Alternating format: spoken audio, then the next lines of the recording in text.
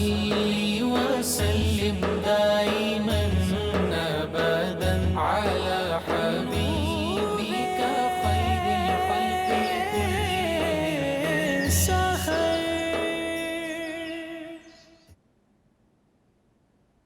بسم اللہ الرحمن الرحیم. السلام علیکم ناظرین. پروگرام نور سحر کے ساتھ آپ کا میزبان نذیر احمد غازی حاضر ہے. ناظرین کرام، اسماء باری تعالیٰ میں سے ایک اسم مبارک پڑھنے کی سعادت حاصل کر رہا ہوں. الحمید جل جلالہ مستحق حمد. حمید وہ ہے جو تعریف کے لائق ہو اور جس کی ثنا کی جائے، اور وہ اللہ ہے. سب مخلوقات اسی کی حمد بیان کرتی ہیں، وہی حمد کا مستحق ہے، کیونکہ مخلوقات پر انعام و اکرام صرف وہی کرتا ہے. اللہ تعالیٰ ازل سے تعریف کے ساتھ حمید ہے، اور وہ ابد تک اپنے بندوں کی تعریف کے ساتھ حمید رہے گا. یہ اسم قرآن پاک میں 17 بار آیا ہے. چنانچہ ایک مقام پر ارشاد باری تعالیٰ ہے، فَإِنَّ اللَّهَ غَنِيٌّ حَمِيدٌ. بے شک اللہ بے پرواہ ہے، حمد کے لائق. ناظرین، آج پارلیمان کا عالمی دن ہے، انٹرنیشنل ڈے آف پارلیمنٹرزم. اور آج کے دن ہم نے اپنا جو پروگرام کا موضوع رکھا ہے، یہ اسلامی ریاست کا سربراہ کیسا ہونا چاہیے. ناظرین کا بنیادی طور پر اسلامی ریاست کا سربراہ سب سے پہلا مدینہ کی ریاست کے سربراہ اللہ کے محبوب صلی اللہ علیہ وسلم تھے. اور یہ مملکت جو تھی، یہ ساری دنیا کے آنے والے مسلمان ممالک ہی نہیں، دنیا کے ملکوں کے لیے یہ ایک مثالی ریاست تھی. اور ذات مصطفیٰ صلی اللہ علیہ وسلم کے بارے میں اللہ نے قرآن حکیم میں فرما دیا، لَقَدْ كَانَ لَكُمْ فِي رَسُولِ اللَّهِ أُسْوَةٌ حَسَنَةٌ، کہ یہ ماڈل فار ہیومینٹی ہے پوری کائنات کے انسانوں کے لیے.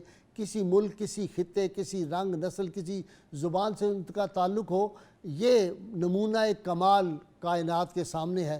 بلکہ میں ہمیشہ کہتا ہوں کہ شاہکار ربوبیت ذات مصطفیٰ صلی اللہ علیہ وسلم تھی.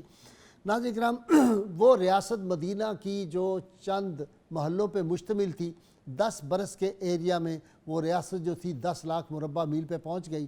اور پھر 30 ہجری تک وہ ریاست جو ہے اس کے عالم یہ ہو جاتا ہے کہ زکوٰۃ دینے والے ہیں، لینے والا کوئی نہیں ملتا.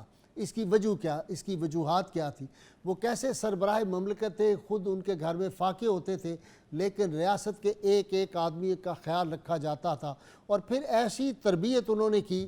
وہ جو واقعہ ہمارے ہاں اکثر لوگ جو ہے غلط بیان کرتے ہیں، وہ کہتے ہیں جی کہ کتا اگر فرات کے کنارے، کتا نہیں بکری کا بچہ اگر پیاس سے بھوکا مر گیا تو فاروق اعظم کو اس بات کا ڈر تھا کہ قیامت کے روز مجھ سے سوال ہوگا، اور ہر ریاست کا جو سربراہ ہوگا اس سے قیامت کے روز پوچھا جائے گا. پہلی بات جو اسلامی ریاست کے سربراہ کے لیے ضروری ہے وہ یہ ہے کہ وہ اس بات کو سمجھے کہ سوورینٹی بلانگز ٹو اللہ. جو ہمارے آئین کا دباچہ جہاں سے شروع ہوتا ہے، پہلی شق ہے ہمارے آئین پاکستان کی، حاکمیت اللہ کی ہے پوری کائنات پر. اور یہ جو اقتدار ملتا ہے آدمی کو، یہ اللہ تعالیٰ کی طرف سے امانت ہے جو اسے تفویض کی جاتی ہے بندوں کے لیے. اور دوسری بات اس کو جو ذہن میں رکھنی ہے، وہ حدیث پاک سید القوم خادمہم، قوم کا سربراہ جو ہوتا ہے وہ قوم کا خادم ہوتا ہے. وہ نام کا خادم نہ ہو کہ خادم اعلیٰ نام لکھ لے لیکن وہ سٹائل فرعونی ہو، سارے نمرودی سٹائل ہو، یہ نہیں. وہ حقیقت میں خادم ہوتا ہے. وہ راتوں کو اٹھ کے اسلامی جو مملکت کا سربراہ ہے ان کو نیند نہیں آتی. وہ کوئی اگر بھوکا ہو، اگر کہیں قحط کی صورت آ جائے تو خلیفہ وقت جو تھے عمر فاروق رضی اللہ تعالیٰ، انہوں نے پورا اس جو دور تھا اس میں کبھی زیتون کا تیل اور گھی استعمال نہیں کیا کہ لوگوں کو یہ چیز نہیں مل رہی. شہد استعمال نہیں کیا، ضرورت تھی شہد کی کہ سب لوگوں کو شہد نہیں ملا. تو یہ جو سربراہ مملکت کس طرح کے ہونے چاہیے، یہ تو اسلامی احوال ہیں. آپ یہ دیکھیں کہ حضرت نور الدین زنگی رحمۃ اللہ علیہ جو تھے، وہ صرف تھوڑا سا بیت المال سے ایک مزدور کے برابر جتنا روزینہ وہ لیتے ہیں. ان کی بیگم نے شکایت کی کہ گھر میں بھوک ہے اور کبھی ہم سویٹ ڈش بھی استعمال نہیں کر سکتے. تو انہوں نے پوچھا کہ تم کیا چاہتی ہو؟ کہنے لگی بیت المال پڑا ہوا ہے، اتنا بڑا خزانہ ہے اسلامی مملکت کا، مصر و شام پہ حکومت ہے، آپ وہاں سے لے لیں، وزیر خزانہ کو کہیں. تو آپ نے جو جواب دیا، آپ نے فرمایا، نور الدین زنگی رحمۃ اللہ علیہ نے، خزانہ عوام کا ہے، میں صرف چوکیدار ہوں. کیا تم چاہتی ہو کہ میں خیانت کروں اور تمہاری خاطر میں جہنم میں چلا جاؤں؟ یہ اسلامی مملکت کا جو سربراہ ہوتا ہے. آپ اسی طرح دیکھیں کہ نوشیروان بڑا مشہور تھا، نوشیروان عادل، اس کا عدل بڑا مشہور تھا. اس نے اپنے وزیر کو بلایا، بزرگ جمیر کو. उसने कहा मुझे बताओ अच्छे बादशाह में क्या सिफात होनी चाहिए, ये बड़ी गौर तलब बातें हैं। उसने कहा पहली बात, वो अपनों के लिए पानी हो, दुश्मनों के लिए आग हो, ज़मीन की तरह फयाज हो, आसमान की तरह मुरब्बी हो, घोड़े से ज़्यादा तेज़ गोश हो, घोड़ा बड़ी तेज़ी से सुनता है आवाज़ को, और शाहीन से ज़्यादा तेज़ निगाह हो, सियारों से ज़्यादा रास्त हो, और कव्वे से ज़्यादा मोहतात, और शेर से ज़्यादा बहादुर हो। ये सिफ़ात एक बादशाह में होनी चाहिए। सुल्तान महमूद गज़नी रहमतुल्लाह अलैह ने अल बैरूनी जो मशहूर साइंसदान भी था और मौरख भी था, उसको बुलाया। कहने लगे मुझे बताओ, मेरे पास तलवार भी है और मेरे पास दौलत और ख़जाना भी है, इन दोनों में से मैं किसका इस्तेमाल करूं और कैसे इस्तेमाल करूं? कमाल की बात अल बैरूनी ने बताई। उन्होंने कहा खलीफा वक्त बादशाह सलामत, दौलत गरीबों के लिए इस्तेमाल करो, उनकी दुआएं हासिल करो, और तलवार जो है उसको गुनाह और जराइम ख़त्म करने के लिए इस्तेमाल करो। तो इस्लामी ममलकत का जो सरबरा होता है वो उसकी सदाकत इस हद तक होनी चाहिए और इस तरह होनी चाहिए अकरबा परवरी ना हो। रहमत कौनैन सल्लल्लाहु अलैहि वसल्लम ने अपने चचा जान जो जान से ज़्यादा अजीज़ से हज़रत अब्बास रज़ी अल्लाह ताला ने जब कहा मुझे फ़लाँ इलाके का हाकिम मुकर्रर कर दे, फरमाया मैं आपको आपके नफ्स का हाकिम मुकर्रर करता हूँ। जब लोग अपने दोस्तों को नवाजना शुरू करते हैं, हुकूमतों में शामिल करते हैं, अपने अजीज़ व अकरबा को हुकूमत में नाहे लोगों को शामिल करते हैं, तो बनी इसराइल की तबाही इसीलिए आई थी कि वो जो थे अपने जो थी अपनी अकरबा परवरी करते थे, इस वजह से तबाही है। और दूसरी बात, वो इंसाफ नहीं करते थे। इंसाफ जो है ये कितना ज़रूरी है, इस पे बड़े लोग जो थे वो सब कहते थे कि जो लोग इंसाफ करते हैं उनको किसी शहर फसील बनाने की ज़रूरत नहीं है। अरस्तू ने यही कहा था सिकंदर आज़म से। उसने कहा कि मुझे बताएं मैं क्या करूं, किस तरह मैं फसील शहरों के इर्द गिर्द मुल्कों। उसने कहा अगर इंसाफ करें तो फसील शहर बनाने की ज़रूरत नहीं होती। तो लिहाजा सादिक और अमीन इस्लामी ममलकत का सरबरा, उसका किरदार जो है वो ऐसा हो। और उमर बिन अब्दुल अज़ीज़ को जो एक बुज़ुर्ग ने कहा था कि तुम खलीफा वक्त बन गए हो, सब बुज़ुर्गों को जो उम्र से बड़े हैं उनको बाप समझना, जो छोटे हैं उनको अपने बेटे समझना, बराबर वालों को भाई बहनें समझना, तो फिर तुम कामयाब हुक्मरान होगे। ये इस्लामी ममलकत का जो सरबरा होता है उसमें ये खूबियाँ होती हैं। कायद आज़म ने पाकिस्तान अल्लाह के फल से बनाया था तो उसमें वही खूबियाँ थी, सादिक व अमीन आदमी था। उसके बारे में उसके बाद हमारी बदनसीबी रही कि जो भी आया उन्होंने कहा हमें इस मुल्क से बहुत प्यार है, हम इसकी एक ईंट भी नहीं छोड़ना चाहते, इसको बेच के हम बाहर जो है महल्लात बनाएं। तो मैं लोगों से कहता हूँ मोहब्बत है उनको अपने वतन से, इसलिए इसकी ईंटों भी बेच देना चाहते हैं। आज इस मौजू पे इस्लामी रियासत का सरबरा कैसा हो, मेरे मेहमानों में सबसे पहले तशरीफ़ फरमा है प्रोफेसर नासिर महमूद, मेरे मेहमान रहते हैं यंग स्कॉलर, और इनके साथ प्रोफेसर यूसुफ इरफान साहब हैं। आपकी किताब पाकिस्तान की रूहानी असास बड़ी मशहूर है, और ये जो है वो मुँह बोले बेटे प्रोफेसर मिर्ज़ा मुनव्वर रहमतुल्लाह अलैह के हैं। बहुत यूसुफ का तहरीक पाकिस्तान के हवाले से बहुत मुताला गहरा। और तीसरे आज मेरे मेहमान ख़ास, मेरे VIP मेहमान हैं मियाँ इमरान मसूद साहब, साबिक़ वज़ीर तालीम। मियाँ साहब हुकूमतों में भी रहे, कई तंजीमों अदारों के सरबरा और एक यूनिवर्सिटी के वाइस चांसलर हैं। मियाँ साहब जो हैं ये माशाल्लाह पढ़े लिखे वज़ीर थे, वरना आपको पता है हमारे यहाँ तो ऐसे वज़ीर भी होते हैं जिनको कुल वल्ला नहीं आती। और वो लतीफ़ा मशहूर है कि वज़ीर साहब को एक बच्ची, वो गए थे दौरे पे, वज़ीर तालीम, तो उन्होंने कहा ऑटोग्राफ दे दें। उसने कहा हुकूमत के ख़जाने में बेटा पैसे नहीं हैं, जो ही पैसे आए तो हम आपको ऑटोग्राफ जो है, उन्होंने समय ऑटोग्राफ भी कोई मशीन होती है। बहरहाल आज इस हवाले से गुफ्तगू मैं शुरू करता हूँ अपने नासिर से। जी प्रोफेसर नासिर। बिस्मिल्लाहिर्रहमानिर्रहीम। गाजी साहब क़िबला, आपने बहुत खूबसूरत इंट्रो दिया। इस्लामी रियासत का सरबराह कैसा हो आज का सवाल है। बुनियादी बात यह है कि सरबराह जो इस्लामी रियासत का होता है वो मुसलमानों का मुंतखब शुदा नुमाइंदा होता है। वो कब्ज़ा नहीं होता, वो तसल्लुत नहीं होता, वो जबर नहीं होता, वो कहर नहीं होता। और वो इस्लामी रियासत का जो हुक्मरान है वो सिर्फ़ इंतज़ामी सरबराह होता है, रियासत या मुसलमानों का मालिक नहीं होता। अल्लाह रब्बुल इज़्ज़त ने मुसलमानों को ग़ुलामी नहीं दी, मुसलमानों को आज़ादी अता की। और अल्लाह रब्बुल इज़्ज़त ये चाहता है कि मुसलमान आज़ाद रहे, क्योंकि आज़ाद शख्स का सजदा ही रब्बे ज़ुल जलाल को पसंद है। जो हर जगह झुकता है उसके सजदों की अल्लाह को भी परवाह नहीं है कि हर दर पर झुकने वाला मेरे दर पर भी झुक गया तो क्या कमाल किया। इंसानों को जो आज़ादी अता की उसमें यह है कि हुक्मरान ان کا خادم ہو، ان کی خیال رکھنے والا ہو، ان کے ساتھ محبت کرنے والا ہو، ان کا خیال اس انداز میں کرے کہ کسی ان کی چیز میں خیانت نہ کرے۔ حضور سرور دو عالم صلی اللہ علیہ وآلہ وسلم کی جو احادیث ہیں اس معاملے میں کہ حکمران جب انصاف پسند ہوگا تو اس کو انعام کتنا ملے گا، جب وہ خائن ہوگا تو اس کو سزا کتنی ملے گی۔ اگر آپ کی اجازت ہو تو آغاز میں یہ دونوں احادیث آپ کے سامنے رکھ دوں۔ آقا علیہ السلام نے فرمایا، امام مسلم کی یہ روایت ہے ان المقسطین عند اللہ علی منابر نور عن یمین الرحمن عز وجل۔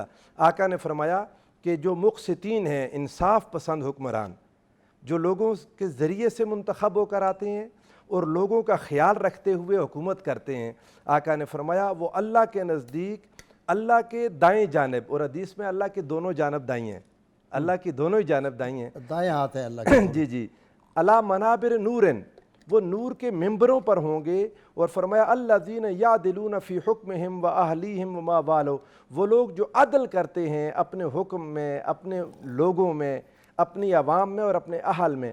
عدل کرنے والے لوگ جو اپنی عوام کو ترقی کا پورا موقع دیتے ہیں، جس کی جو صلاحیت ہوتی ہے اس کے مطابق وہ آگے آتا ہے، وہ لوگ اقربا پروری کرنے والے نہیں ہوتے، ان کی اپنی ذاتی پسند اور ناپسند ان کی حکومت کے معاملات میں ان کو اللہ کے خوف کی وجہ سے روکے رکھتی ہے، اور وہ اللہ کے ریاست کی حفاظت کرنے پر مامور ہوتے ہیں۔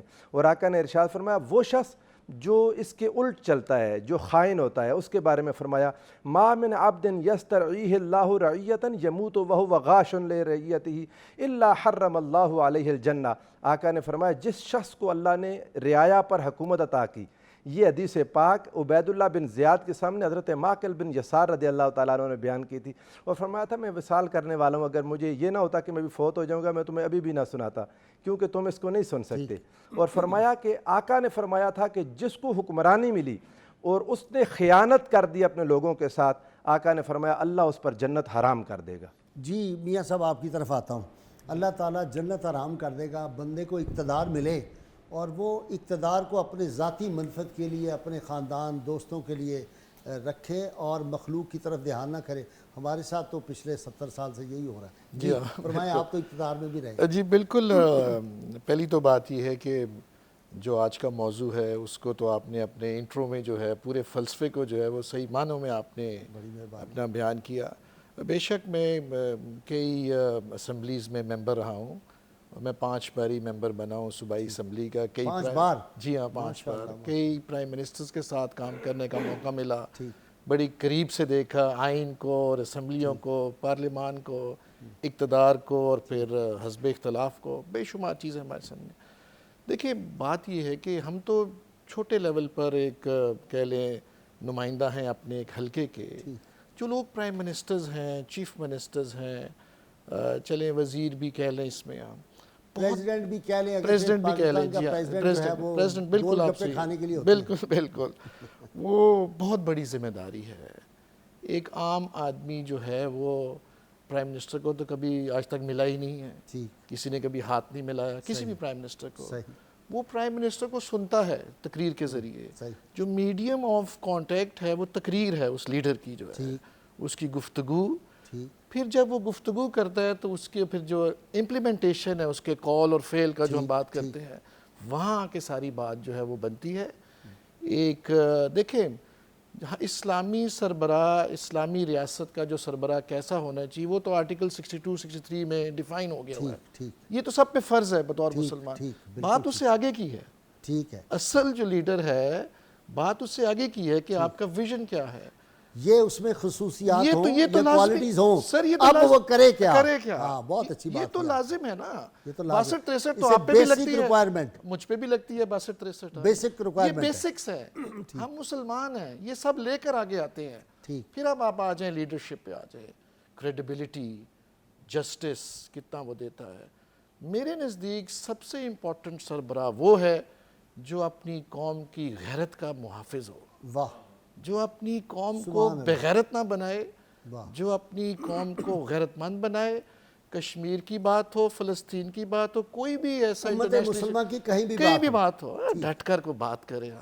یہ جو کمپرومائز لیڈرشپ ہے اس کا کوئی کسی قسم کا کوئی مقام نہیں۔ حالت تو یہ ہے غائی صاحب کہ اس وقت تمام لیڈران جو ہیں وہ نیب کے کٹہرے میں کھڑے ہوئے ہیں.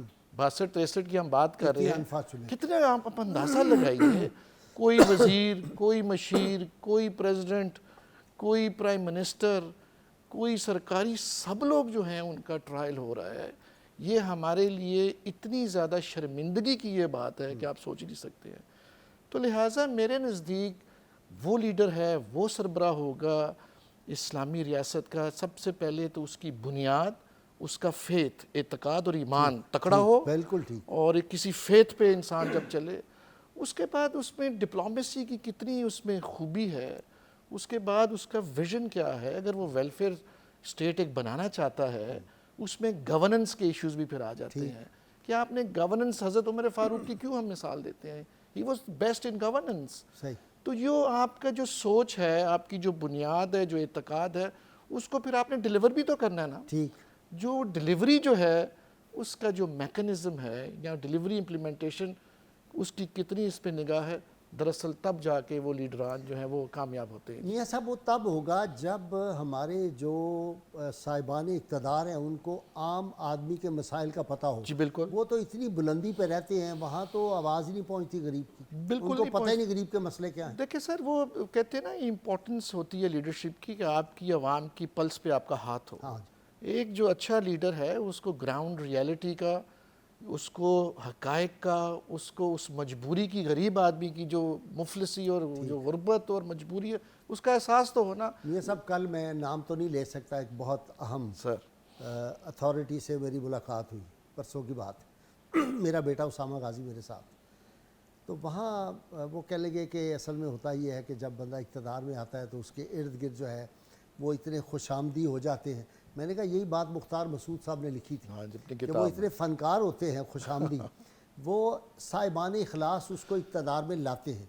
جب وہ اقتدار میں آ جاتا ہے تو پھر خوش آمد پرست وہ جو وہ کیا ایکٹر ہوتے ہیں بڑے خاص قسم کے, وہ اس کے ارد گرد ایک فولادی حصار قائم کر دیتے ہیں, اور وہ پھر ہوتا ہے کہ اسپیشل نوائے وقت ایڈیشن چھپ کے صدر ایوب کو دکھائے جاتے ہیں, جناب یہ آپ کی لوگ تعریف کر رہے ہیں, آپ تو پاپولر رہتے ہیں. ایک حکمران جو تھا اس کو بتایا گیا کہ آپ جب دبئی سے آئیں گے تو کراچی ایئرپورٹ پہ 3 لاکھ آدمی جمع ہے استقبال کے لیے. یہ میں آپ کو ریالٹی بتا رہا ہوں. جب وہ اترا ایئرپورٹ پہ تو 7 آدمی تھے ٹوٹل. تو اس نے کہا مجھے تو کچھ اور ہی بتایا گیا تھا. یہ جو ہے کام یہ تبھی ہوگا جب وہ راتوں کو اٹھے گا, جب وہ غریبوں کی مسائل اس کو پتہ ہوں گے تو پھر. جی آپ بات جاری رکھیں. دیکھیں بات یہ ہے کہ سیاستدانوں کی یا لیڈروں کی خوراک جو وہ خوش آمد ہوتی ہے, اور خوش آمد جو ہے وہ سب کو بڑی پسند. کیا بات ہے میاں صاحب, کیا بات ہے چوئی صاحب, آپ یہاں سے پیدل نکلیں تو پوری عوام آپ کے ساتھ ہوگی. میں یہ کہتا ہوں اگر آپ نے کریڈیبلٹی یا کسی اعتماد کی بات کرنی ہے تو قائد اعظم محمد علی جناح آپ دیکھیں کہ ان کی جو گفتگو تھی وہ فالوڈ بائی ایکشنز تھی. واہ, جو کہتے تھے وہ کر کے دکھاتے تھے نا, اس میں کوئی دوگلا پن نہیں تھا. تو یہاں پر تو ہماری لیڈرشپ جو ہے وہ کمپرومائزڈ ہے. ہم لوگ حلف جب اٹھاتے ہیں, جب وزیر مشیر آپ بنتے ہیں, پرائم منسٹر, آپ آن اوتھ ہوتے ہیں, آپ سٹیٹ سیکرٹس نہیں بتاتے. یہاں تو کوئی ایسا ہے ہی نہیں. یہاں پہ یہاں تو جو جس کا دل ہے وہ بولتا ہے, جو جس کا دل ہے وہ کہتا ہے. تو پاکستان کی بقا, پاکستان کی سالمیت یا بطور لیڈر. صاحب آپ تو بڑے پڑھے لکھے ماشاءاللہ آدمی ہیں, ہمیں فخر ہے آپ پہ, اور میرے ضلع سے آپ کا تعلق ہے, مجھے بہت فخر ہے. لیکن آپ کو پتہ ہے کہ ایسے ہمارے ہاں وزیر رہے ہیں جو حلف آپ بات کر رہے ہیں نا, ان کو تو حلف کا مطلب ہی نہیں پتہ ہوتا. وہ بیچارے تو الفاظ بھی نہیں وہ دہرا سکتے. وہ غائی صاحب اسی وجہ سے تو ڈیٹیریشن آ گئی نا جی. ایک جو معیار تھا سیاست کا, جو دیکھیں میں اگر آپ مجھ سے پوچھیں کہ میں کیوں ہوں سیاست میں سیاست میں کوئی پیسے بنانے تو نہیں آیا. میرے تو خاندان کی روایت ہے پبلک سروس, لوگوں کی خدمت کرنا. ٹھیک ہے, آپ کسی بھی سیاستدان سے پوچھیں ہوتا کیا, کرتے کیا ہیں یہ لوگ, وائی ان پالیٹکس. بلکہ میاں صاحب کے تو جو جائیداد ہے اس کو مینٹین ہی نہیں کر سکتے جو ان کے بڑوں کی. ابھی یہ کہہ رہے تھے کہ مری والی کوٹھی جو ہے میں اس کی مرمت نہیں کر سکا. اور یہ تو میاں صاحب جو ہیں یہ ناکام وزیر اس بارے میں ہے, مال بنانے میں بہت ناکام. جی آپ کی طرف آتا ہوں برازی یوسف, آپ بتائیں. بڑی مہربانی. الحمدللہ سب احباب نے بہت اچھی باتیں کی ہیں, اور حقیقت مگر یہ ہے کہ اگر آدمی مضبوط ہے تو وہ خوش آمد کی زد میں نہیں آتا. قائد اعظم علیہ رحمہ کی بڑی مثال ہے, اور اسلام کا جو مقصود ہے اس میں 3 باتیں ہیں کہ سربراہ کیسا ہونا چاہیے. ٹھیک. پہلی ہے صادق. صادق ٹھیک. سچا ہونا. ٹھیک. سچا ہونا یہی نہیں عوام کے ساتھ سچا ہونا، اپنے خالق کے ساتھ بھی سچا ہونا. واہ. اور حضور، اور اس کی مثال یہ کہ آج بھی یہ پریکٹیکیبل ہے، پریکٹیکل اپروچ ہے کہ قائد اعظم علیہ الرحمہ کا نام صادق تھا. ان کے دشمن انہیں کہتے تھے کہ سچا بندہ جی. بالکل ٹھیک. گاندھی بھی کہتا تھا بات یہ سچی کرتا. سروجنی نائیڈو بلبل ہند کہتی تھی، اور لوگ دشمن یہ کہے کہ بندہ سچا جے. اے کاش یہ کانگریس میں ہوتا تو جو کانگریس چاہتی وہ پاتا. صحیح. اب دوسری بات، امین. نبی محترم صلی اللہ علیہ وسلم کا کال بتا دینا اس کا، نہرو کی بہن کا، جو اس نے یو این او میں کہا کہ 100 گاندھی اگر مسلم لیگ کے پاس ہوتے تو پاکستان نہ بنتا. ہاں جی، ہاں جی. ایک قائد اعظم کانگریس کے پاس ہوتا تو پاکستان نہ بنتا. ہاں جی، یہ سروجنی نائیڈو کا ہے، اور اس کو بہت سے رائٹرز نے یعنی کوٹ کیا ہے، اور یہ کہا ہے کہ جیسے میں نے ابھی پہلے کہا کہ اگر ایک قائد اعظم کانگریس میں ہوتے تو کانگریس جو چاہتی تھی وہی پاتی. اب کانگریس نے جو چاہا وہ نہیں پایا، جیتے قائد اعظم. صحیح. ان کی کامیابی کا راز دوسرا، الامین. حضور صلی اللہ علیہ وسلم کا نام ہے الامین، کہ وہ امانت سچائی کی وہ عوام تک بھی پہنچائی، اپنے اوپر بھی نافذ کی، اور پھر اللہ کے آگے سرخرو ہوئے. یہ 2 خوبیاں تھیں. تیسری بات جو زیادہ اہم ہے حکمران کے لیے، اسلامی سربراہ کے لیے، وہ صدیق ہونا ہے. ٹھیک. صدیق وہ ہے جو دل سے صداقت و امانت کا عمل پیرا ہو. ٹھیک. اور اس کی مثال یہ ہے کہ اسلام کا مقصود کیا ہے. اسلام کا مقصود آج کل، کیونکہ ہم غلامی کے بعد آئے ہیں، غلامی سے پہلے جو ہماری حالت تھی اس میں پیچ ورک نہیں تھا. جیسے کہ آج کل ہمارے آئین میں پیچ ورک ہے کہ ہم نے ادھر سے بھی چیز لے لی، ادھر سے بھی لے لی، ادھر سے بھی لے لی. جبکہ قائد اعظم علیہ الرحمہ سے جب پوچھا گیا تھا کہ آپ کیسا یعنی آئین چاہتے ہیں، تو انہوں نے اکبر اعظم والا دکھائیں گے. ہاں جی، وہ ٹرانسفر آف پاور کے وقت یہ جملہ کہا تو انہوں نے کہا اکبر اعظم تو معمولی سی مثال ہے، ہمارے پاس نبی محترم صلی اللہ علیہ وسلم کا دیا ہوا آئین ہے، ہم اس کو فالو کریں گے. اب تیسری بات کہ پہلے کیا تھا اور اب کیا ہونا چاہیے. پہلے یہ تھا کہ جب ریاست مدینہ قائم ہوئی اس کے چند اصول تھے. ان اصولوں میں یہ باتیں تو تھیں کہ آپ کی وفاداری امت مسلمہ سے ہونا ضروری ہے. اور قرآن جب یہ کہتا ہے کہ آپ اسلام کے دشمنوں کے ساتھ دوستی مت کرو، دوست اور دشمن کی شناخت کرو، تو یہ ہمارے سربراہ کا پہلا یعنی اصول ہونا چاہیے، جس کے لیے اس کو بہادر ہونا بھی ضروری ہے، سمجھدار ہونا بھی ضروری ہے، اور وفادار ہونا بھی ضروری ہے. جہاں وفائیں بدلتی ہیں وہاں خوش آمدی آتے ہیں. اگر آپ کو پتہ ہے کہ آپ قائد اعظم کے پاس کیوں نہیں آتے، حضرت علامہ کے پاس کیوں نہیں آئے، یا یہاں پر بھی ایسے حکمران ہیں کہ ایک کو کہا گیا کہ آپ ہمارے ہمسائے ملک میں تھوڑی سی ہماری مدد کریں، انٹرفیئر کر کے ہمارے لیے راستہ بنا دیں، اور اس نے انکار کر دیا، اور پہلا مرڈر ہوا اس کا. اس کے بعد ہم نے ملکوں پہ چڑھائیاں شروع کر دیں اوروں کے ساتھ مل کے. وفاداری بھی بہت ضروری ہے. خیر، پہلی بات یہ تھی کہ جب ریاست مدینہ نبوت کے بعد فرد کو ملی تو انہوں نے کیا کام کیے. انہوں نے 3 کام کیے. پہلا کام یہ تھا کہ اس ریاست سے شرک باللہ ختم کر دیا، کہ نبی محترم صلی اللہ علیہ وسلم نبی تھے، رسول تھے، یقین محکم، اور وہ فوت ہو گئے ہیں تو اللہ فوت نہیں ہوا، وہ قائم دائم ہے، الحی القیوم. سیکنڈ، شرک بالرسالت، کہ نبی محترم صلی اللہ علیہ وسلم آخری نبی ہیں، خاتم الانبیاء ہیں، افضل البشر ہیں، خیر البشر ہیں، ان کے بعد کسی نبی کا تصور اور نہیں ہو سکتا. اس کے لیے جنہوں نے دعوے کیے ان کی سرکوبی کی. آج اگر یہ کہا جائے کہ مسیلمہ کذاب تو چلو تھا، کچھ تھا، اور مگر اس کی اولاد تو اس طرح نہیں ہے، اولاد نے کہ اپنے باپ کا وتیرہ بدل دیا. لہٰذا یہ تعویلات ہیں. شرک بالرسالت بہت اہم ہے. اب تیسرا جو اہم ہے، جی، جتنا توحید اہم ہے اتنا ہی شرک برسالت کو ختم کرنا اہم ہے. 1200 بندے ایسے تو نہیں شہید کرا دیے نا. بالکل. وہ جنگ یمامہ جس میں حفاظ شہید ہوئے 700 تو، جس کے بعد جمع قرآن کی یعنی ضرورت محسوس کی. مجھے لے لیے بریک، یوسف، ہماری گفتگو جاری رہے گی. بڑی اہم مجھے وقفہ لینا ہے. ناظرین کا بہت مختصر وقفہ، اور آپ دیکھ رہے ہیں کتنی اہم یہ گفتگو ہو رہی ہے. اور میں یہ بات بار بار کہہ چکا ہوں کہ پاکستان کو ریاست مدینہ نہیں ہم کہہ سکتے، ریاست مدینہ کا پرتو کہہ سکتے ہیں. ہم یہ کہہ سکتے ہیں ہماری کوشش ہے ان اصولوں پر عمل کریں. ریاست مدینہ وہی ہے جس کے سربراہ تھے، نہ تیغ و تیر پر تکیہ، نہ خنجر پر، نہ بالے پر، بھروسہ تھا تو ایک سادی سی کالی کملی والے پر. ہمارے ساتھ رہیے گا.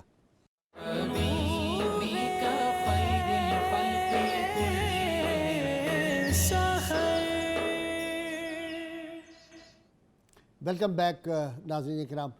میاں عمران مسعود صاحب، آپ وزیر بھی رہے، اسمبلیوں کے ممبر بھی رہے. ایک آپ نے دیکھا ہوگا مثلا آپ نے کرپشن نہیں کی تو ایجوکیشن ڈپارٹمنٹ میں تھوڑی بہت کہیں ہو گئی ہو تو ہو گئی ہو، نیچے والے نہیں جرأت کرتے کرنے کی. یہ تو ایک منسٹری کا حال ہے.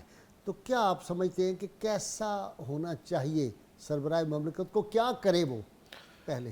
دیکھیں سر، اگر سربراہ آپ کا کرپٹ ہے تو پھر سمجھے اللہ ہی حافظ ہے، نیچے فل کرپشن ہو رہی ہے. ٹھیک ہے. اگر آپ کا سربراہ جو ہے وہ اگزامپل قائم کرے گا تو یہ میسج جو ہے وہ نیچے جائے گا. ایمانداری اوپر سے شروع ہونی ہے، نیچے سے شروع نہیں ہونی ہے. ٹھیک.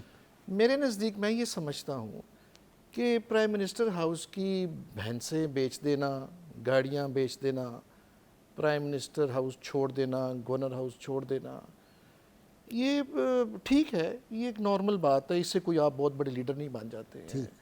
لیڈرشپ جو ہے اور اسلامی سربراہ کا لیڈر ایک فلسفہ ہے، ایک ایسی ایک چیز ہے جو آپ نے ایگزبٹ کرنی ہے اپنے کال اور فیل سے، جس سے کہ میسج جو ہے وہ بڑا نیچے کلیئر کٹ چلا جائے. اب ہوتا کیا ہے، ویڈیوز جو ہیں وہ لیک ہوتی ہیں. ویڈیوز میں جو سربراہ جو ہے وہ جو درس دے رہا ہوتا ہے وہاں پہ بیٹھ کے، لیکن جب اس کی آپ ویڈیو جب دیکھتے ہیں تو وہ سارا جو ایک امیج ہوتا ہے وہ پاش ہو جاتا ہے، سارا ہو جاتا ہے. تو اگر آپ کسی بھی دفتر کا سربراہ اگر رشوت لے گا تو چھوٹا عملہ بھی رشوت لے گا، وہ دے گا. اگر وہ کوئی گفٹ لیتا ہے، کوئی اپنا کوئی مراد لیتا ہے تو نچلا عملہ بھی جو ہے وہ مراد لیتا رہے گا. تو یہ ڈیپینڈ کرتا ہے. دیکھیں ہماری سر یہ بڑی فریجائل قسم کی ہماری لیڈرشپ ہے یہاں پہ. ہاں، ٹرو لیڈر ڈھونڈنا بہت مشکل ہے آج کل کے ہمارے معاشرے میں. اگر آپ ایشین ریجن بھی دیکھ لیں، پوری دنیا بلکہ آپ دیکھ لیں، یہ سارا معاملہ نیچے گر چکا ہوا ہے.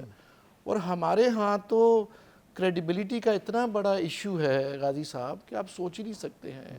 یہاں پر کوئی ایماندار ہمیں کوئی بندہ نظر آتا ہی نہیں. کسی نہ کسی کے کوئی نہ کوئی وہ سکیلیٹنز جو ہے وہ ہوتے ہیں اپنا وہ کبرڈز میں پڑے ہوتے ہیں. سارا شراب بند کر دینے سے یا شراب کی سپلائی ختم کر دینے سے کوئی، میں نہیں سمجھتا آپ کو بہت بڑے لیڈر بن جاتے ہیں. یہ لازم ہے، شراب تو ہونی نہیں چاہیے اس معاشرے میں.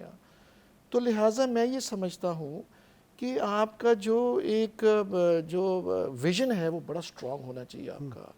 آپ کی جو دنیا میں آپ نے، دنیا جو ہے اب ایک گلوبل ولیج بن چکا ہے. آپ نے انوائرمنٹ پہ بھی کام کرنا ہے، چائلڈ لیبر پہ بھی کام کرنا ہے، اپنے مائنورٹیز پہ بھی کام کرنا ہے.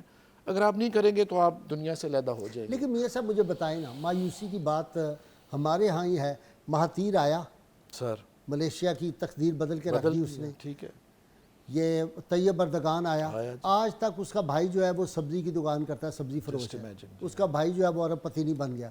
تو اگر کوئی نیت کر لے، کوئی مصمم ارادہ کر لے بندہ کہ میں اقتدار میں آؤں گا اور میں لوگوں کی خدمت کروں گا، تو انقلاب تو آ سکتا ہے. کوئی مشکل تو نہیں. بالکل آ سکتا ہے. آپ بالکل ٹھیک کہہ رہے. دیکھیں اردگان کو دیکھیں، سہارتوں کو دیکھیں، آپ مہاتیر محمد کو آپ دیکھیے. یہ بات وہی ہے کہ اوپر سے ساری، اگر آپ اکبرہ پروری کر رہے ہیں، اگر آپ برادریزم کر رہے ہیں، آپ پک اینڈ چوز کر رہے ہیں، اپنے من پسند بندے لائیں، تو پھر یہ معاملہ آگے نہیں چلتا. ادارے جو ہے ختم ہو جاتے ہیں. سینکٹیٹی ہے نا، جوڈیشری کو ہم بہت عزت دیتے ہیں. جوڈیشری کی اپنی ایک سینکٹیٹی ہے. ہم تو کانڈکٹ آف اے جج جو ہے وہ اسمبلی میں ڈسکس بھی نہیں کر سکتے ہیں، اجازت ہی نہیں ہے. اس لیے کہ اس ادارے کو اوپر رکھا گیا ہے، اس نے انصاف دینا ہے. اس ادارے کو اگر آپ یرغمال بنا، یہ بھی نہیں پوچھنا کہ یہ پیسے آپ کے پاس کہاں سے آئے. دیکھیں نا اس کے پیچھے، لیکن یہ بد نصیبی ہے، ہونا نہیں یہ چاہیے. وہ بات آپ کی بجائے، میں آپ کو صرف یہ بات بتانا چاہ رہا ہوں کہ کچھ ادارے جو ان کی سینکٹیٹی برقرار رکھنی بہت ضروری ہے. ایک عام آدمی جو ہے وہ دیکھ رہا ہے نا سارا کچھ. ایک عام آدمی کو کیا، ایک آخری اس کا جو ریفیوج ہے وہ کورٹس ہے. اپنا وہ انصاف لینے کورٹس کے پاس جاتا ہے جب اس کو سیاستدانوں سے نہیں ملتا، ڈی سی سے نہیں ملتا، پولیس سے نہیں ملتا.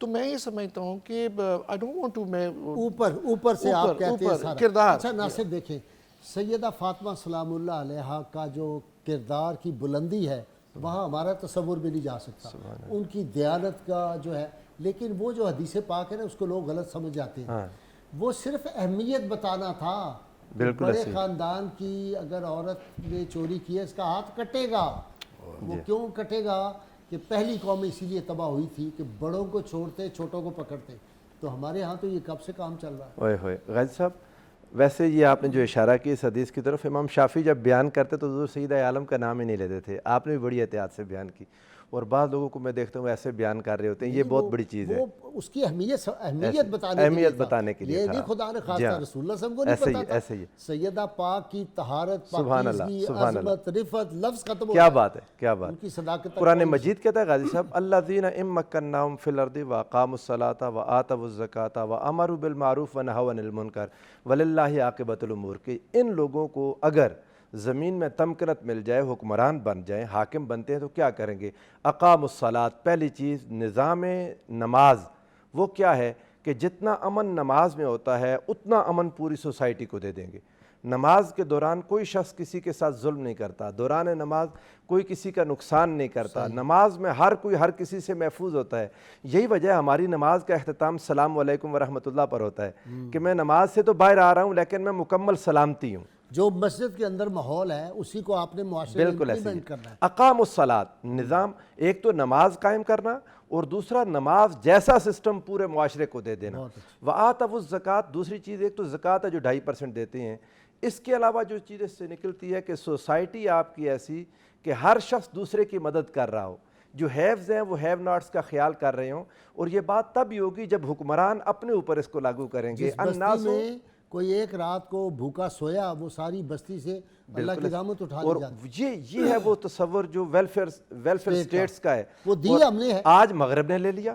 مغرب میں عمر لائی ہے نا، لندن میں جو ہے یہ جو ڈال منی دیتے ہیں وہ عمر لائی ہے، یہ مغرب نے لے لیا ہم سے، اور ہم اس سے پیچھے نکل گئے، ہمارے ذاتی جو اتنے معاملات خراب ہو گئے۔ الناس علی دین ملوکہم، لوگ اپنے حکمرانوں کے دین پر چلتے ہیں اور وہ خرابی سے خرابی، بری سے برا تار ہوتا جا رہا ہے۔